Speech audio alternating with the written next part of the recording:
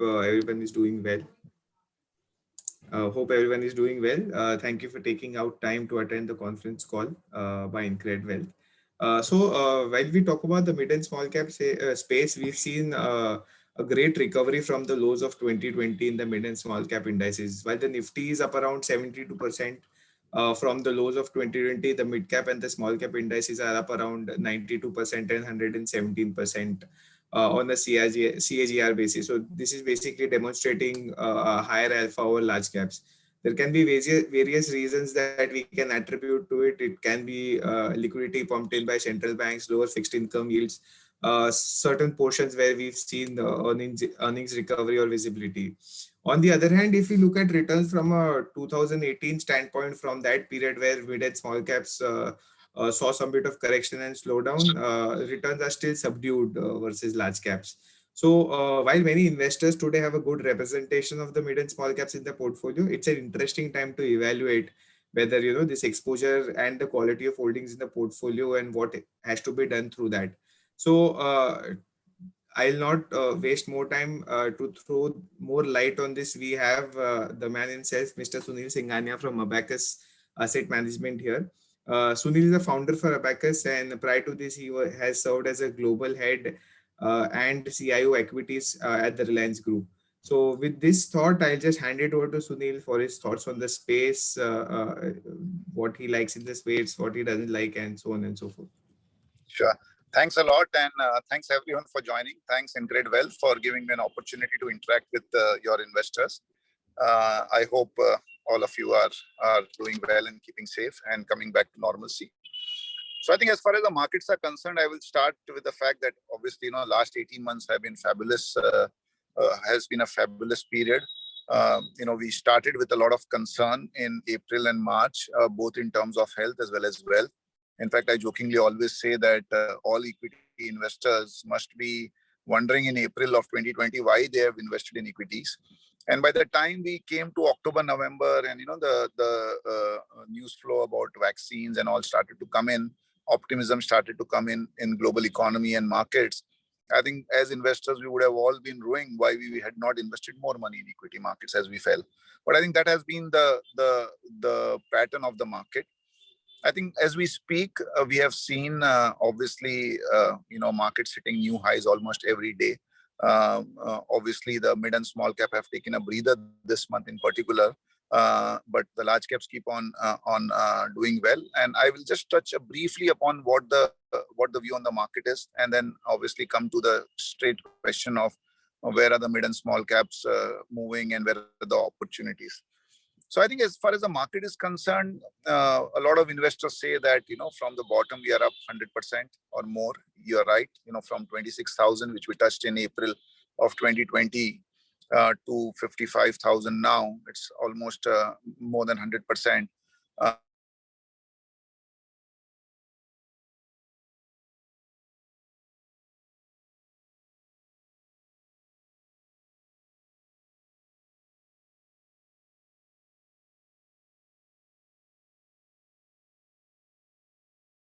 Period of 19 to 20 months, which is good, but which is not like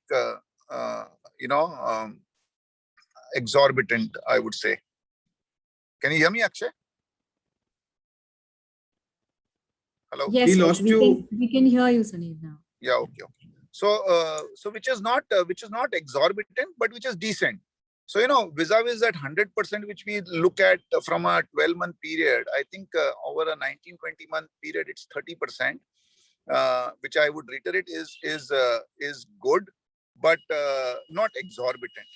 The other thing is, when we started the financial year 21, all analysts expected March 21 to have a degrowth in earnings of almost 35%.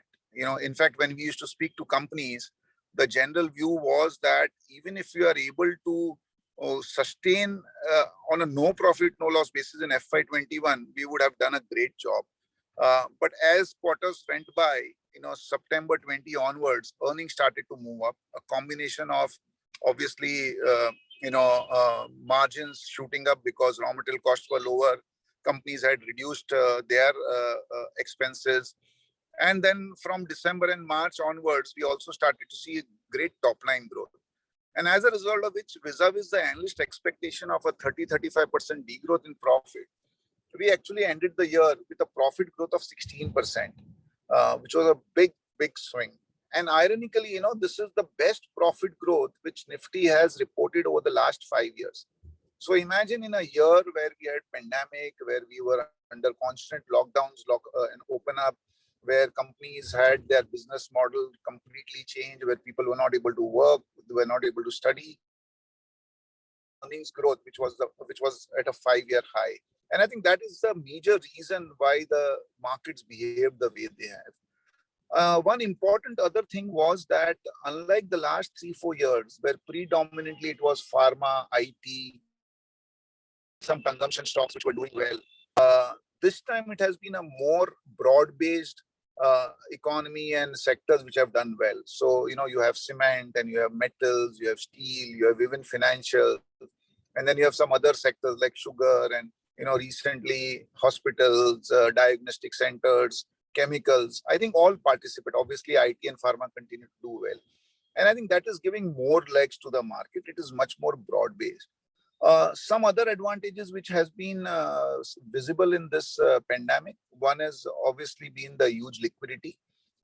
It continues to be there. And I know there will be questions about the US Fed and taper tantrum and all. I think our view is that one, we don't see a very aggressive tightening in the near term, largely because no economy even now can afford it. We still have bouts of cases going up in multiple geographies, including US, UK, recently in Israel, and even in some states in US. And second is it's not easy to tighten up all of a sudden. So our view is that yes, tightening will happen at some point of time, but it is not something which is going to be very aggressive. And to that extent, we don't expect the markets to react massively. The first interest rate hikes, maybe the market might react by a few percentage points. But that is all. And we go back to the 2003 to 2008 experience where, the interest rates were increased 13 times. And yet we had one of the biggest rallies of all time. So, first, as I said, the first interest rate hike will be met by some reactions. But then, people and investors start discounting that. The other thing which is helping is both on the export front as well as domestic front. There is huge, I would say, tailwind for Indian manufacturing. On the export front, the China plus one strategy, is helping India. If you see sectors like textiles, even chemicals, engineering, India is benefiting because every major country has some safeguard duties against China, and they want to diversify their imports out of China. That is helping Indian manufacturing. And on the domestic front, the government has been incentivizing. And finally, this Make in India, which was just a slogan last 6-7 years, seems to be now coming to fruition. So, you have the PLI scheme, you have import restrictions, countervailing duties on a lot of imports. You have a lower income tax on new manufacturing units. And I think that is all now getting visible in terms of manufacturing activity. And as a result of which, the government is already committed to spending huge sums of money on infrastructure, and we are already seeing it. But even the private capex, which was non-existent last 5 years, is rearing its head. There are green shoots. So we are seeing and we are hearing about cement companies planning huge expansion. Even the metal and steel companies have started to talk about expansion because they're all operating at upwards of 80% capacity utilization. Obviously, sectors like chemical and pharma were already looking at expansion. Even on the renewable energy side, there is a massive capex which is ongoing both from the government as well as the private sector side. And this is also leading to a sort of a good cycle. On the banking side, most of the NPAs are behind. We have a sporadic concern of something like Sri Finance coming in or recently Vodafone coming in. But by and large, I think even the banks' balance sheets have been much cleaner. And as a result of which, even the ensuing years, the profit growth seems to be pretty decent. So we are looking at like 30-35% profit growth in March 22, helped also by a low first quarter last year. and followed by a 15-16% profit growth in March 23. And that makes the Nifty trade at just below 20 times FY23, which is almost 15-18% higher than the long-term average. But given the fact that interest rates have fallen to the lowest level ever, and that means that P multiples by and large should inch up. And second is the composition of Nifty exchange, where you have a lot of high P stocks in the Nifty, and which not artificially, but which optically leads to a P of Nifty looking very high. So again, just to give you an example, Asian Paint is like 1.7% of Nifty, trades at 80 P multiple. If you just remove Asian Paints from the calculation, the Nifty P falls from 20 to 18.7 times. And that is the impact which one stock has on the Nifty P. So all in all, I think our view is that we are in a decent spot. Markets might consolidate a little bit here, but from a 3 to 5 years perspective, our view is that the large caps return expectation should be anywhere between 8% to 10%. So high single digits. The broader market should be anywhere between 13, 14 to 17, 18%, depending on which category you are in. So if you are in larger mid caps, maybe towards the 13, 14%. But if you are in like the smaller mid caps and small caps, nearing to 17, 18%. In terms of near-term small concerns, I think this Afghan issue is a small concern. I don't think it is going to lead to any issue as far as the world economy is concerned. But obviously, anything which is causing geopolitical concerns in the world nowadays has to be watched. We are not very I would say, scared or apprehensive about this. We think that it will be well managed. And the second thing is the sporadic spurts in cases which we are seeing. So, in US, we have now 100,000 cases a day. Even in Europe as a region is now 200,000 cases a day, with UK and Germany and France all having upwards of 25,000 cases a day. But the only good thing is that people who are vaccinated, the percentage who get infected is very, very small. It is like less than decimal percentage points. And death is almost non-existent in this category of people. So as more and more people get vaccinated, it is now getting an effect of lower transmission of the virus.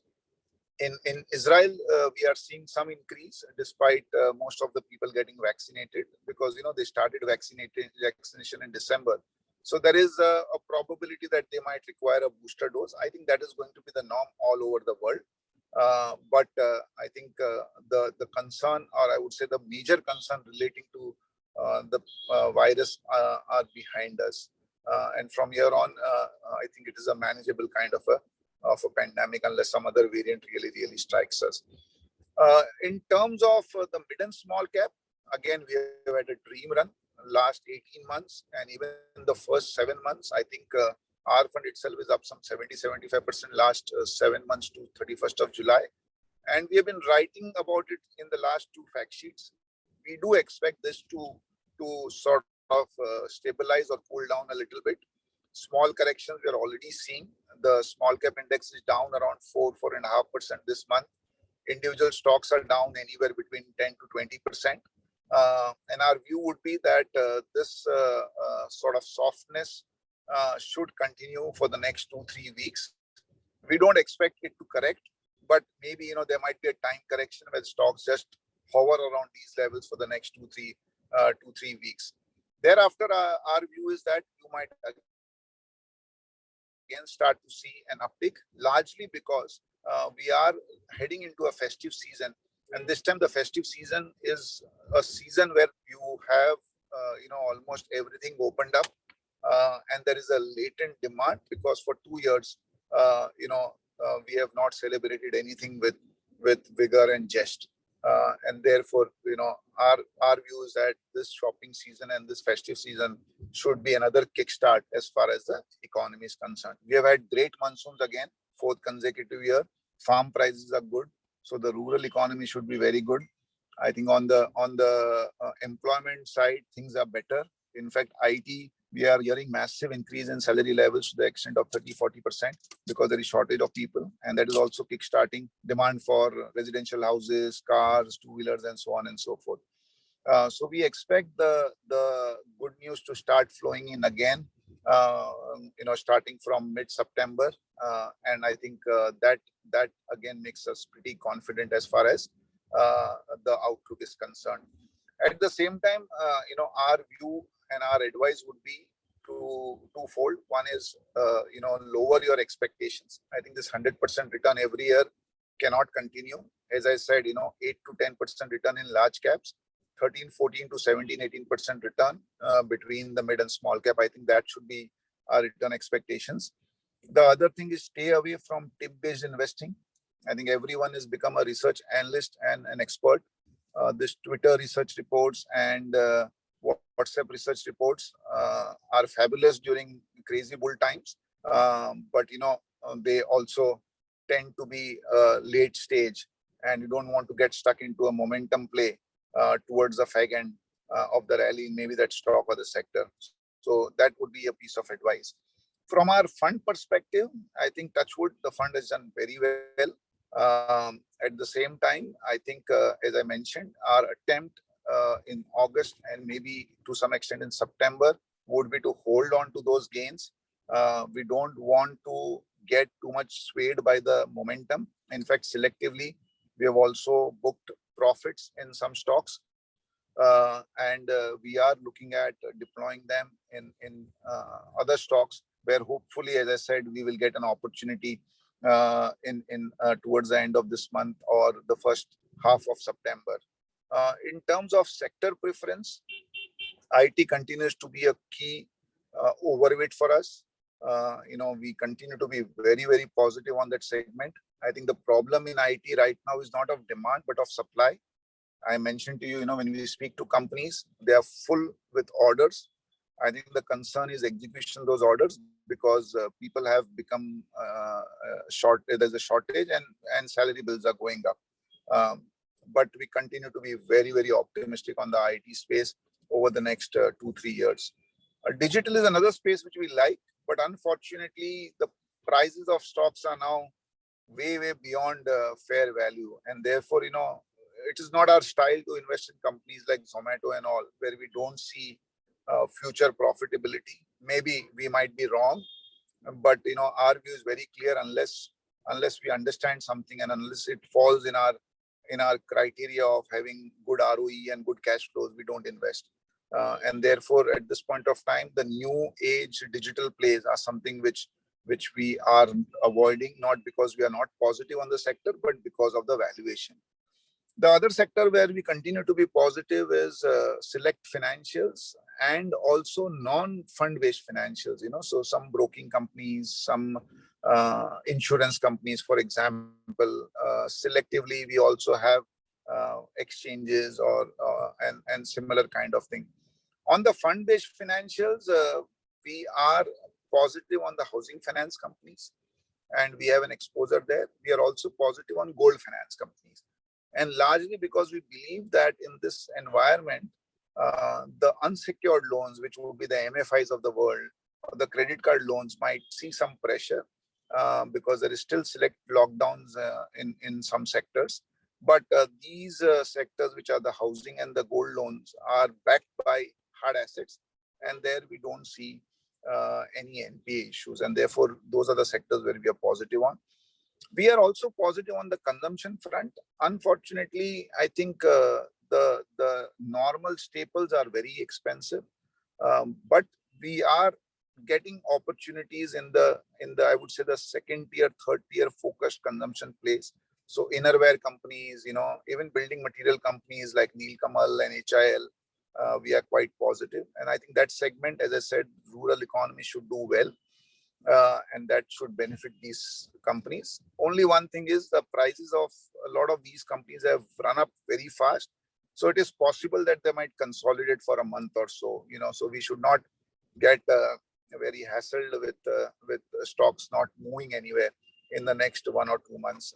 Ultimately, I think we are investing from a 3-4 years perspective. The other segment where we have started getting constructive is the capital good focus segment. So not only steel and cement, but also building materials, engineering companies. So we have a water treatment company called Ion Exchange in our mid and small cap fund. We have Anup Engineering, which again is a small sized engineering company, debt free company, doing very well. We have on the metal front a company called Jindal Stainless. But in the metal front, we take care to ensure that we don't go beyond 5% in our fund, because the sector tends to be very volatile, and that is one of the risk parameters which we follow. Pharma is, I would say, we are positive longer term. In the near term, we are watching the segment. We have a couple of stocks in the pharma space. However, pharma is in that transition phase where COVID-related drugs demand has reduced a little bit, and non-COVID based is still to pick up, because people are still a little bit wary of going to hospitals and all. So we are in the wait and watch mode.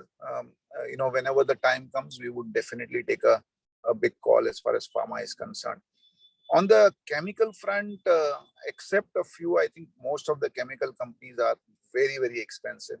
And we are already seeing now new IPOs, which had become like free money, starting to trade either at flattish rates or even at a discount to their issue price. Not because they're not good companies, but they were priced beyond perfection.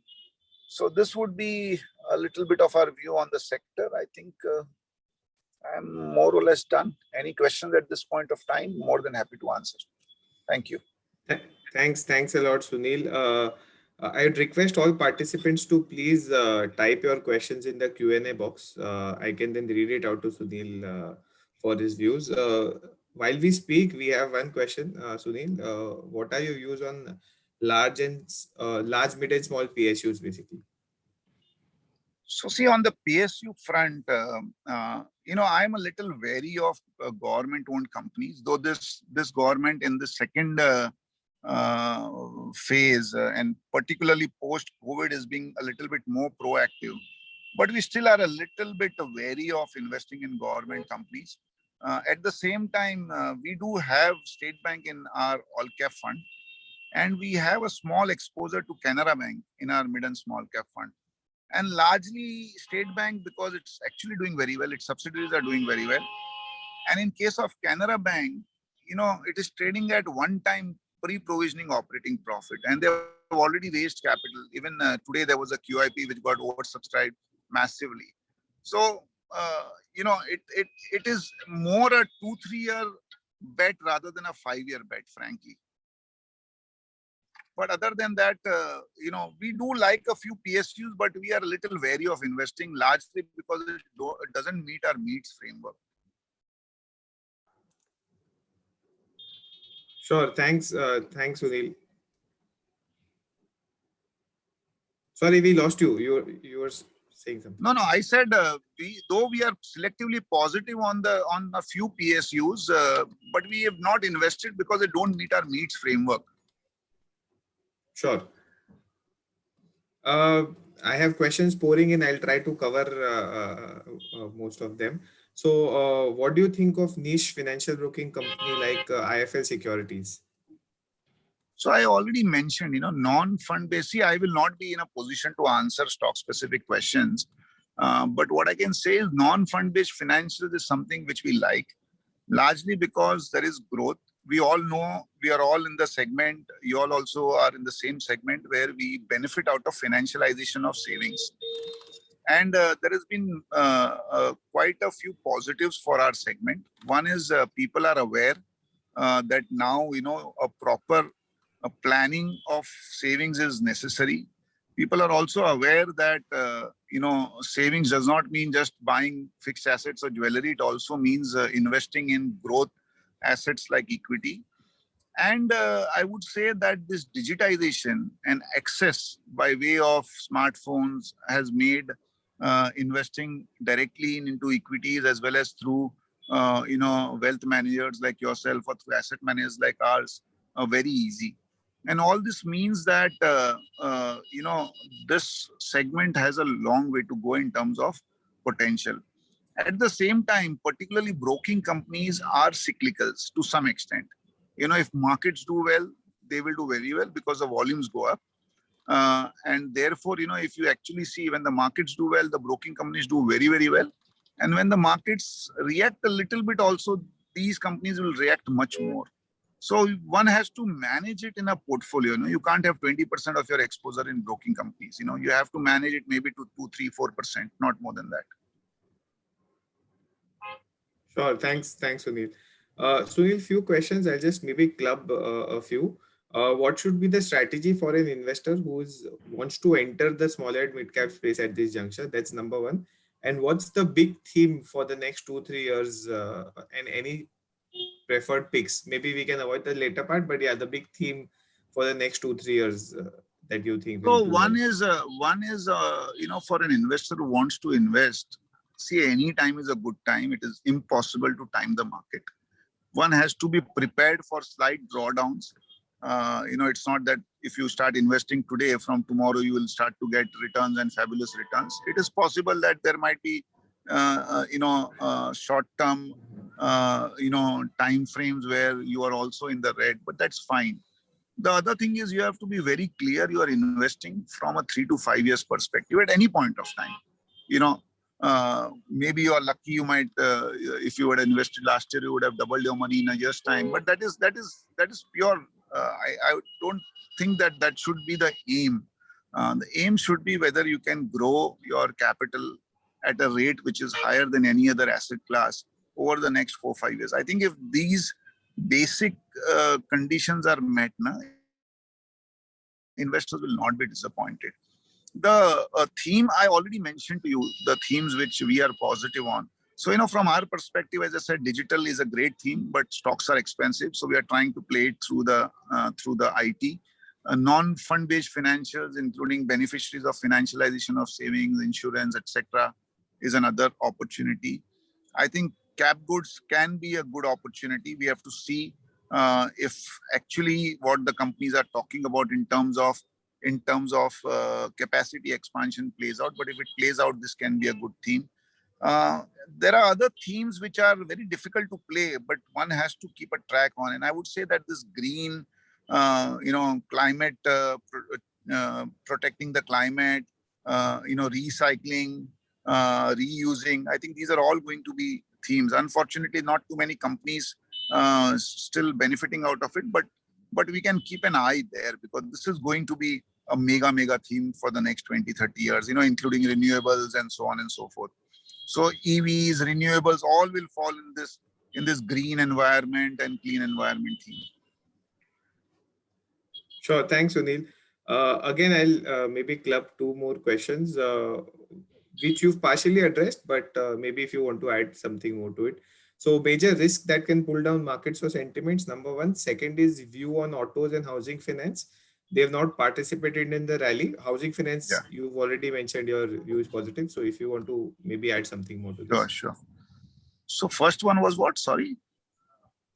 What are the major risks that can pull down markets or sentiments? So see, one is I think on the risk front, what happens is risks which are already known, they don't have too much of an impact. So if we are already expecting a third wave, fourth wave, and if it actually comes, markets will not get hassled unless the hospitalization shoot up too much.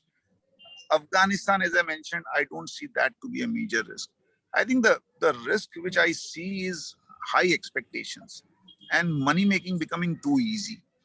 I think that is causing investors to take the wrong calls. We are continuously chasing new themes, new stocks. And I see investors wanting to jump from one stock to another, from one sector to another. 2 days paper does well, everyone wants to buy paper. 2 days steel does well, everyone wants to buy steel. I think that I would say a momentum play is a bigger risk. And what happens is that in this meltdown, even good companies sometimes fall in the near term. And therefore, I always advise investors to be a little wise in terms of trying to play the momentum game, because when you go right, it is fun, but it is very painful when you go wrong. I think from a domestic perspective, economy seems to be pretty decent at this point of time. And therefore, our view continues that corrections will be short and swift, not deep and long. You'll have like a 5-7% correction in 3-4 days, and then you will be back to normal, which is what happened even this time. In terms of our view on autos, frankly, passenger vehicles, we are uh, almost zero exposure. Largely not because companies are not good or demand is not good, but in our needs framework we have this E, which is events, trends, and disruptions. And I think this segment is now becoming open for disruptions. We know that Ola electric vehicle was launched, and in half an hour they got 100,000 bookings. We have 3, 4, 5 other manufacturers of electric two-wheelers come in, and though their capacity is very small compared to the overall two-wheeler market, but the moment the investors start to get a little bit worried about it, they will start to discount that. I think that is what is happening, and that is also true in passenger four-wheelers. And therefore, even the only major listed company, Maruti, we have stayed away from it. So our view is slightly negative. I don't know, maybe we'll go wrong. I'm not sure, but this is what our view is.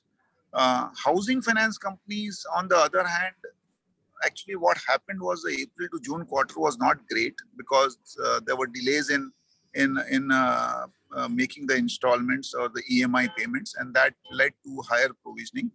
But we continue to be quite optimistic because residential property, we are very bullish. Unfortunately, none of the developers which are listed, and they are good developers, including DLF and Oberoi and Prestige and so on and so forth, but they don't have the requisite ROE for them to qualify in our meets framework.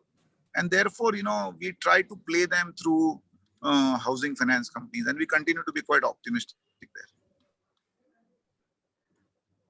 So thanks, Sunil. A few more questions on capital allocation. I'd just like to find a common thread and ask that.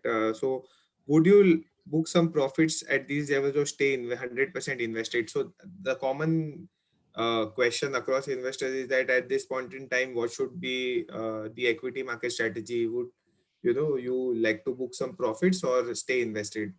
So again, I'll tell you, I would be very aggressive in booking profits if my view was that the markets is going to correct 25-30%. My view is that at worst, the markets might correct by 5 to 10%. And therefore, I don't frankly believe in booking profits aggressively for two reasons. One is the impact cost in selling and buying itself will be more than 10%. And second is, you will be unnecessarily paying taxes to the government. So unless your view is that the markets are going to fall by 25-30%, I would not suggest aggressive profit booking.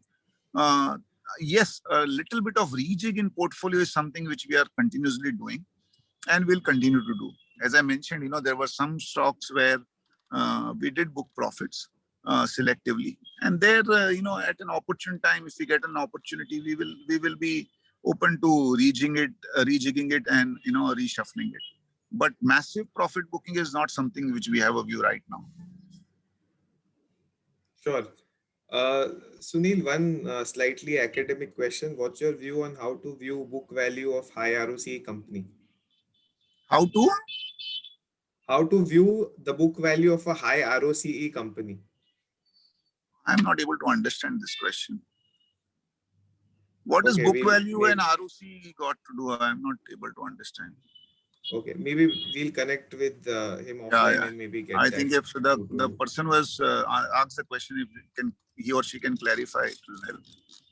Sure. Sectors that you are not investing because you see some bit of froth in that sector or in the market. So I mentioned to you passenger yes. autos, select PSUs, oil and gas, we don't invest, frankly. Again, highly regulated sector. Commodities, we invest, but we manage risk by limiting our exposure. Sure. A few questions on the portfolio, Sunil. One of the portfolio holdings, Saregama, has done really well over the last 1 year. What's your view on the same? As I said, I can't speak stock specific, but this is a digital play which we were able to buy it at like 10p. It's now no more cheap. The future continues to be quite positive from our side, but at this price, we are not adding. Sure. What's your view on EV and what's the best way of playing it in the Indian markets? What is your view on? Sorry. EVs and what's the best way of playing it in Indian markets through the portfolio? EVs, the view is very positive. I don't know the best way to play in Indian markets because there is one indirect play, or maybe couple, you can play it through the normal auto companies. So all auto companies will have their own EV versions. There is a company called Greaves which has an EV two-wheeler, but I'm not very sure, frankly, because all of these guys, even on the EV space, are operating at suboptimal, I would say, volumes. You know, um, Other than that, we don't see too much of a play on EV. We don't have battery manufacturers who are there on EV side. We don't have infrastructure creators. Tata Power is trying to do something, but it is, I think, very, very small at this point of time. So I would say that we don't have too many listed EV players to invest in. Sure. Sunil, one or two questions that were on the steel/metal sector. So you mentioned about steel being volatile and cyclical. We've seen a run up in steel prices. Do you anticipate these prices to remain high with supply side disruptions getting resolved? I am not an expert on commodities, frankly, but what I hear and what I understand from global, commodity experts is that the cycle is pretty strong. Again, there will always be short-term corrections. Now we are, seeing some corrections in global metals. They have fallen by 3-5% over the last 1 week. But the cycle continues to be pretty strong. All the governments across the world are going to spend massive sums of money on infrastructure because all this printing of money has to be deployed somewhere. And that would mean that the demand for all kinds of metal should be very high. Capacities have not kept pace last 4-5 years. And therefore, the demand supply situation also is in, I would say, lopsided towards higher demand. And therefore, at this point of time, the view is quite positive. But I would just again and again highlight the same thing. These are deep cyclicals. Prices can move up and down pretty fast, and stock prices move up and down more than the price of the commodity itself. So if steel prices correct by 10%, the steel stock prices will correct by maybe 20-30%.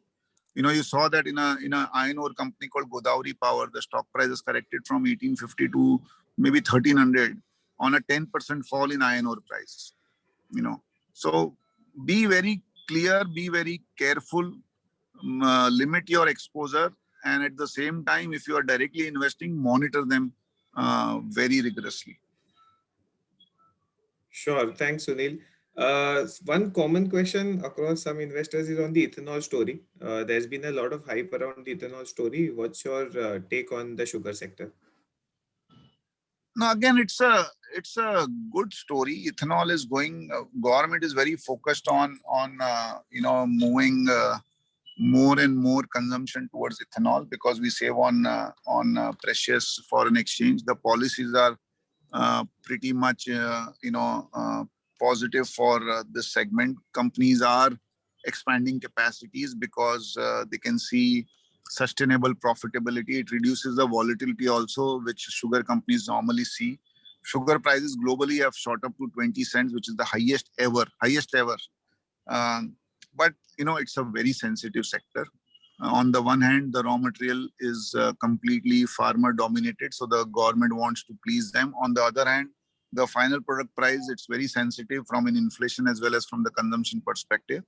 And therefore, I'll go back to the same thing. It's a good sector, but have a limited exposure to this. So we try to restrict our sugar exposure to maybe 2-3%, not more than that. Sure. Thanks, Sunil. Uh, eh, are you looking at any ESG companies or again clubbing two questions? And what is your view on shipping companies? Shipping, I don't have any view because container rates have gone up, shipping rates have not gone up. It's a very capital intensive business with low ROEs, so we don't look at them. ESG is now becoming mainstream for every company. So you will have to have ESG compliant from all the companies. In terms of pure play carbon companies, there aren't any play companies. There is one small company which is listed on the SME exchange. It's not an institutional stock, very illiquid. But other than that, we don't have pure play carbon companies. Sure. Any plays on the China plus one theme, textile, home, and garments? In terms of textiles, you said? Yeah, China plus one theme. They mentioned it So can be I textiles mentioned or to you, specialty. textile is doing very well. But again, it's a cyclical. One has to be careful. But it is, at least for the next 6-8 months, it looks very, very good. Um, then you also have engineering companies. Indian engineering companies are doing well. In fact, even on the jewelry export side, things are very, very good. But how jewelry export companies in India, you are never sure about the profitability. And metal companies are also beneficiary of it. So you are seeing a lot of steel companies, doing very well in terms of sales, despite the lockdown in India in the first quarter of this year, largely because exports were booming. You know, so that is again one good, I would say, an advantage. And the other thing is, the Indian government is trying to encourage, exports. The new incentive plan was also announced yesterday, which was lower than the earlier one, but at least you have some incentives coming in. But rather than the sector, it would be more stock specific and company specific, because different companies have different perspective in terms of their market, in terms of domestic as well as exports. Sure. Thanks, Sunil. Sunil, one question on the strategy. So, in the Emerging Opportunities Fund, we look at the number two or the number three player in the industry. So, what's your view on them losing market share to the number one player? How do you see that play out in the portfolio? So I would say that every company has a strategy, and to say that the number one play will become 100% market share has never happened anywhere in the world, and it will not happen even in India. You know, but we have to be alert and we have to be in touch with the company to ensure that companies are able to sustain and in fact grow their businesses. Ideally, we would like these companies to grow faster than the market and gain some market share, which is what has happened. If you actually see the price performance of, say, Page Industries vis-a-vis Lux or Rupa, and even the operational performance, you would see that the tier 2, tier 3 focused companies have grown faster than the city focused companies. Sure. Thanks, Sunil. I think we will have room to accommodate maybe a couple more before we hit the time. Yes. So, if there are any further questions, please feel free to write it in the chat box, Q&A box.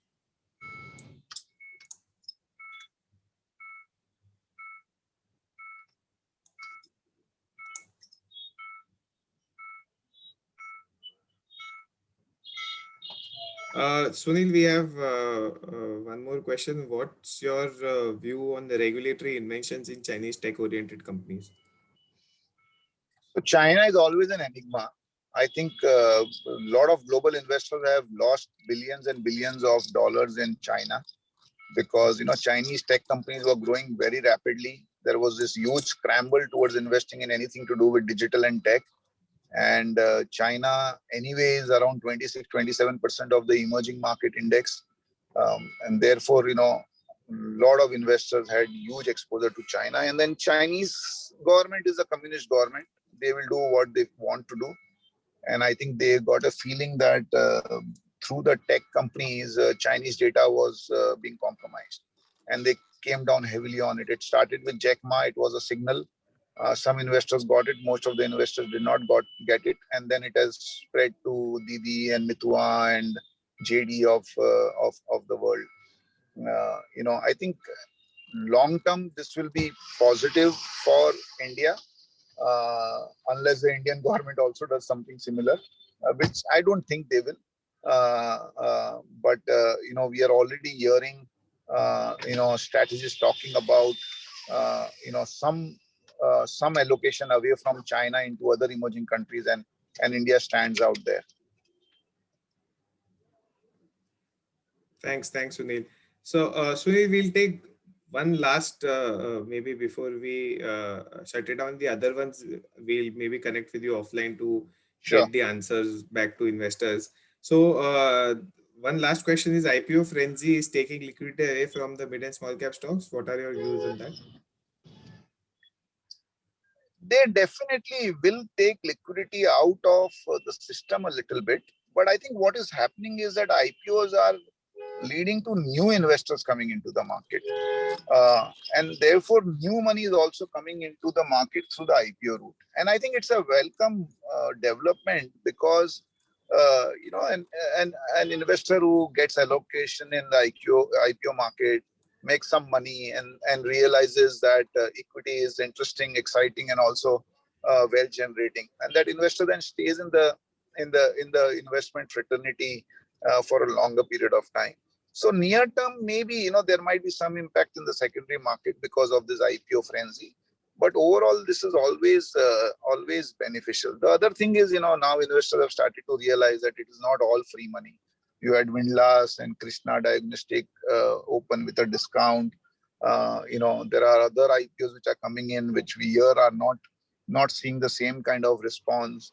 I think retail will also be a little bit more careful after the losses of Windlass and Krishna, that we cannot invest in any and every IPO. So it is interesting, but obviously the huge number of IPOs lined up and the amount of money which these IPOs potentially will raise is something which we cannot ignore. Sure. Thanks, Sunil. Maybe I'll just sum up the conversation. Thanks a lot, all the investors, for coming on call and spending time with us and hearing Sunil and team. Thanks a lot, Sunil, for sparing time. We still have a few questions which are unanswered, but I think we'll take it offline and try to get that back with your views to the investors. Sure, But sure. yeah, thanks a lot for coming on. Thank you. Have a great evening. Thanks, team InCred. Look forward to your support and wishes as always. Thank you.